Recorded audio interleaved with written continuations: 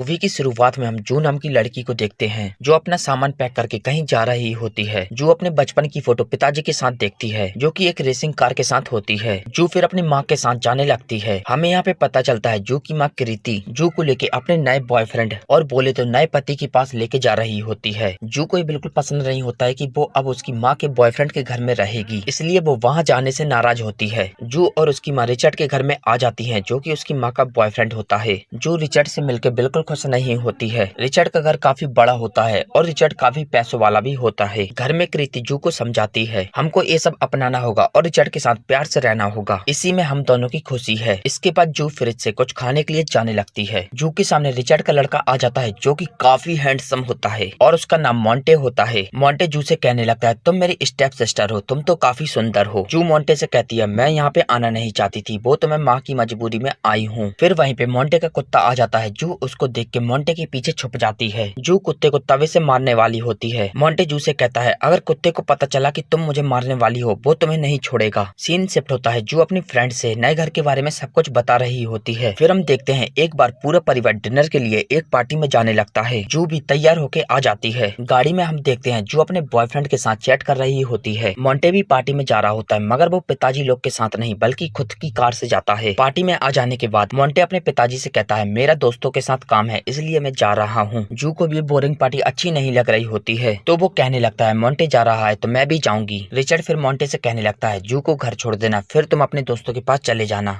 Monte और जू जाने लगते हैं और जैसा कि दोनों की आपस में नहीं बनती है इसलिए दोनों झगड़ा करते रहते हैं। मोंटे गुस्से में सुनसान रास्ते में जू को गाड़ी से नीचे उतार देता है और अकेले वहां से चला जाता है। जू लिफ्ट के लिए एक गाड़ी वाले को रोकती है। गाड़ी वाला जू से कहता है इस सुनसान रास्ते में तुम्हारे साथ कुछ भी हो सकता है इसलिए तुम मेरे साथ बैठ सकती हो। जू फिर लिफ्ट देने वाले मार्को को बताती है मोंटे नाम के लड़के ने मुझे यहाँ पे छोड़ दिया था और बदकिस्मती से वो मेरा भाई है। मार्को जू से कहता है मोंटे ने तुम्हें इसलिए छोड़ा था क्योंकि वो एक पार्टी में जाने के लिए लेट हो रहा था और मैं भी उसी पार्टी में जा रहा हूँ। जू फिर मार्को के साथ उसी पार्टी में आ जाती है। मार्को जू से कहता है हम लोगों का यहाँ पे ग्रुप चलता है। मार्को जू को रॉनी नाम के आदमी को दिखाता है और जू से कहता है तुम इस आदमी से दूर रहना क्योंकि ये हाल ही में जेल से निकल के आया है तो तुम समझ सकती हो कि ये कितना खतरनाक हो सकता है। जू मोंटे को देखती है जो कि लड़कियों के साथ एंजॉय कर रहा होता है। जू अकेले में मोंटे को एक घूंसा मार देती है क्योंकि उसने उसको अकेला छोड़ दिया होता है। मोंटे जू से कहने लगता है तुम यहाँ पे क्यों आई हो, तुम्हें घर जाना चाहिए था। और मोंटे कहता है मेरे ऊपर सारी लड़कियां मरती हैं और तुम भी उन्हीं में से एक हो। जू कहती है मैं उन लड़कियों में से नहीं हूँ।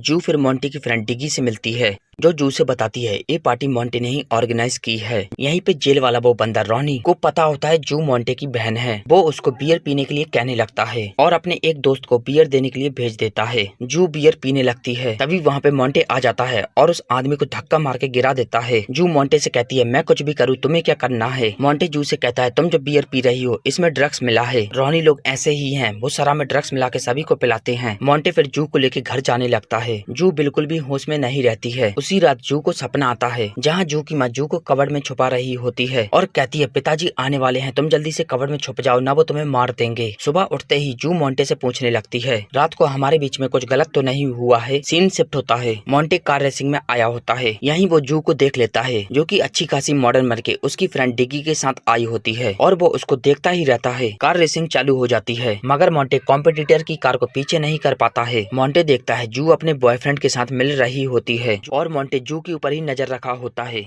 मगर लास्ट में मोंटे रेस जीत ही जाता है। जू के मोबाइल में उसके बॉयफ्रेंड की पिक आती है जो कि किसी और के साथ किस कर रहा होता है। जू फिर गुस्से में किसी के साथ भी किस करने लगती है क्योंकि बदले में वो भी अपने बॉयफ्रेंड को किस की फोटो भेजना चाहती थी और बताना चाहती थी कि वो कोई सिंपल सी लड़की नहीं है कि जो रोते रहेगी। मोंटे फिर जू से कहने लगता है क्यों न तुम मेरे साथ किस की फोटो अपने बॉयफ्रेंड को भेजो। जू और मोंटे फिर किस करने लगते हैं। जू फिर अपने बॉयफ्रेंड को वो किस की फोटो भेज देती है। हम देखते हैं जू मोंटे की स्पोर्ट कार में बैठ जाती है जो कि रेसिंग ट्रैक पे खड़ी होती है। अनाउंसमेंट हो जाता है। मोंटे की रेसिंग रॉनी के साथ होती है। रॉनी जू को भड़काने लगता है जिससे कि मोंटे ना आए और जू ही रेसिंग करने लगे। रॉनी जू से कहता है तुम लड़की हो इसलिए मैं तुम्हें 5 सेकंड पहले निकलने दूंगा। जो उन 5 सेकंड में पहले नहीं निकलती है बल्कि अपना मेकअप करती है। फिर रेस स्टार्ट हो जाती है। आखिरकार जू उस रेस को जीत जाती है। रॉनी गुस्से में मोंटे लोगों के पास आने लगता है और कहता है रूल्स के हिसाब से रेस तुम्हारे और मेरे बीच में थी और तुमने इस रेस के नियम तोड़े हैं जिस वजह से ये रेस मेरी हुई। रेस की नियम तोड़ने की वजह से रॉनी उनसे $15,000 और मोंटे की कार मांगने लगता है और क्योंकि मोंटे की गलती थी इसलिए वो उसको पैसे ट्रांसफर कर देता है और अपनी महंगी कार भी दे देता है। रॉनी फिर जू को कुछ कहने लगता है, फिर मोंटे को गुस्सा आ जाता है और वो उसको एक घूंसा मार देता है। यहीं फिर रॉनी और मोंटे की गैंग में लड़ाई हो जाती है। इसके बाद मोंटे और जू कार में बैठ के वहाँ से चले जाते हैं। सीन शिफ्ट होता है, मोंटे अपनी सौतेली बहन से मिलता है। यहीं मोंटे की माँ ने भी रिचर्ड को छोड़ दिया होता है और दूसरे के साथ शादी कर ली होती है। हम देखते हैं मोंटे अपनी सौतेली बहन से बहुत ज्यादा प्यार करता है मगर उस छोटी सी बच्ची को हमेशा बीमारी रहती है। सीन शिफ्ट होता है, रिचर्ड अपनी फैमिली को लेकर पार्टी में आया होता है। यहाँ जू भी आई होती है। पार्टी से लौटने के बाद जू मोंटे से मिलती है। फिर हम देखते हैं दोनों किस करने लगते हैं। मोंटे फिर होश में आ जाता है और कहता है हम दोनों ये गलत कर रहे हैं, हमारा रिश्ता ये सब करने की इजाजत नहीं देता है। फिर सुबह उठ के जू गाड़ी को धो रही होती है। वो फिर अपने ऊपर पानी डालने लगती है जिससे कि मोंटे उसके ऊपर आकर्षित होने लगे। तभी वहाँ जू की माँ आ जाती है और वो अपने साथ जू के बॉयफ्रेंड को लाई होती है क्योंकि जू की माँ चाहती थी कि जू का बॉयफ्रेंड उन लोगों के साथ घर पे रहे। जू का बॉयफ्रेंड अपने किए पे सॉरी मांगता है मगर जू उसको बिल्कुल भी भाव नहीं देती है। मोंटे जू को पानी में खींच लेता है और दोनों किस करने लगते हैं। जू के बॉयफ्रेंड को मोंटे के दोस्त अपनी बातों में लगाए होते हैं जिससे कि वो जू लोगों के ऊपर ध्यान न दे पाए। दूसरी तरफ हम देखते हैं रॉनी के साथ एक और आदमी होता है जो रॉनी से कहता है अभी तक काम हुआ कि नहीं। फिर मार्केट में मोंटे को रॉनी लोग मिलते हैं। मोंटे जब घर आता है हमें पता चलता है रॉनी लोग ने मोंटे को बहुत मारा है। मोंटे जू के बॉयफ्रेंड को जू के कमरे में जाते हुए देखता है। फिर वो बाहर आके जू के कमरे तरफ देखने लगता है जहाँ उसको दो परछाई दिखाई देती हैं। ये सब देख के वो बहुत ज्यादा गुस्सा और उदास हो जाता है मगर तभी वो जू को बाहर लेटे हुए देख लेता है। अब उसको चैन में चैन आता है। मोंटे जू को टच करने लगता है। जू मोंटे को एक घूंसा मारती है और फिर मोंटे से कहती है मुझे लगा था मेरा बॉयफ्रेंड है। फिर वहाँ पे जू का बॉयफ्रेंड आ जाता है जो दोनों को साथ में देख लेता है। इसके बाद मोंटे और जू अपने दोस्तों के साथ कहीं जा रहे होते हैं। हमें पता चलता है मोंटे यहाँ पे फाइट करने आया होता है। जू मोंटे से मना करती है कि तुम फाइट नहीं करोगे क्योंकि बेफालतू की फाइट करना अच्छी बात नहीं है। मोंटे की फ्रेंड जू से कहने लगती है तुम हमेशा हुक्म क्यों चलाती हो, फाइट करना मर्द लोगों का काम है। जू मोंटे को फाइट करता देख वहाँ से चली जाती है। बाहर मोंटे का दोस्त मार्को जू से मिलता है। यही वही लड़का होता है जिसने शुरू में जू को लिफ्ट दी होती है। मार्को मौका देख के जू को किस करने लगता है। तभी वहाँ पे मोंटे आ जाता है और मार्को को गिरा देता है। मोंटे फिर जू से कहता है पता नहीं मेरे साथ ऐसा क्या हो रहा है, मैं तुम्हें किसी के साथ नहीं देख सकता हूँ। घर पे रिचर्ड मोंटे से बताते हैं हमें जू और उसकी माँ का ख्याल रखना होगा क्योंकि जू के पिताजी जेल से बाहर आ गए हैं और जू की गवाही देने से ही वो जेल में गए थे, तो इस कारण हो सकता है कि उनके पिता उन दोनों को नुकसान पहुंचाएं। एक बार डिगी और जू पार्टी करने आए होते हैं। मोंटे को जू की बहुत फिक्र होती है इसलिए वो उसको बार बार कॉल लगाता है मगर जू लोग नशे में होते हैं इसलिए वो फोन को नहीं उठा पाते हैं। फिर मोंटे उनको पिकअप करने के लिए उस क्लब में पहुंच जाता है। यहीं हम क्लब में जू के पिताजी को देखते हैं जो कि शायद जू के साथ कुछ गलत करने आए होते हैं। जू अपने पर्स को क्लब में ही भूल गई होती है। फिर वो उसको लेने के लिए चली जाती है। वहीं मोंटे की एक फ्रेंड होती है जो जू को एक कवर्ड में लॉक कर देती है और बचपन से ही क्योंकि जू को कवर्ड के सपने आते थे कि उसके पिताजी उसको कवर्ड के अंदर मारने आ रहे हैं इसलिए वो बहुत ज्यादा डरने लगती है। तभी वहाँ पे मोंटे आ जाता है और जू को कवर्ड से बाहर निकाल लेता है। इसके बाद एक बार रिचर्ड मोंटे और जू को एक साथ सोते हुए देख लेता है। फिर सीन शिफ्ट होता है, मोंटे अपनी सौतेली बहन को देखने के लिए अस्पताल आता है। इसके बाद जू और मोंटे अस्पताल से लौटने लगते हैं। मोंटे जू से कहता है ये हमारा आखिरी समय है, मेरे पिताजी अब हम दोनों को एक साथ नहीं रहने देंगे और क्योंकि उनके पास ये आखिरी दिन होता है इसलिए वो एंजॉय करने के लिए कहीं बाहर चले जाते हैं। सुबह घर लौटते समय मोंटे जू को कार में बिठा के कुछ सामान लेने चला जाता है। इतने में जू को कोई किडनैप करके ले जाता है। मोंटे जब कार के पास आता है तो उसे जू नहीं मिलती है। फिर सभी लोग जू की कंप्लेंट पुलिस में लिखवा देते हैं। हम देखते हैं जू की किडनैपिंग उसके पिताजी ने ही की होती है। उसके पिताजी जू से कहते हैं तुम्हारी गवाही की वजह से मैं जेल गया था और तुम और तुम्हारी माँ मेरे ना होते हुए भी बहुत ज्यादा खुशी से रहते हो और तुम दोनों ने कभी भी मुझसे मिलने की कोशिश नहीं की। जू के पिताजी फिर अपनी पत्नी को कॉल लगाते हैं। वो उनसे $50,000 की मांग करते हैं। रिचर्ड फिर पैसे देने के लिए राजी हो जाता है। यहाँ हम देखते हैं रॉनी और जू के पिता दोनों एक साथ जेल में होते हैं इसलिए दोनों दोस्त होते हैं। रिचर्ड पैसे देने के लिए मार्केट में आ जाता है मगर जू की माँ रिचर्ड से कहती है उसको पैसों की जरूरत नहीं है बल्कि वो हम दोनों को बस परेशान करना चाहता है। मोंटे भी एक कार में बैठ के उसके पिताजी को सीक्रेटली फॉलो कर रहा होता है। फिर उसको याद आता है कि उसकी कार में इंश्योरेंस कंपनी ने GPS लगाया है जिस वजह से उसको और पुलिस वाले को जू के पिताजी की लोकेशन मिल जाती है मगर जू के पिताजी यह सब कैमरे में देख लेते हैं और वहाँ से भागने लगते हैं। मोंटे फिर उनका पीछा करने लगता है। जू के पिताजी जू की माँ को बंदूक से मारते हैं मगर रिचर्ड बचा लेता है। जू अपने पिताजी से कहती है तुम पैसे लेके हम लोगों को छोड़ क्यों नहीं देते हो। यहीं फिर जू और मोंटे की कार आमने सामने आ जाती है। पिताजी जू के ऊपर बंदूक तान देते हैं। मोंटे और जू एक दूसरे को देख के दोनों ही कार भगाने लगते हैं मगर दोनों ऐसा कट मारते हैं कि दोनों कार नहीं भिड़ती हैं। मगर मोंटे के साथ एक पुलिस वाली बैठी होती है जो पिताजी को गोली मार देती है और फिर उन्हीं की मौत के साथ ये मूवी समाप्त होती है। आखिरी में जू की माँ रिचर्ड से कहती है हमें इन दोनों का कुछ करना होगा।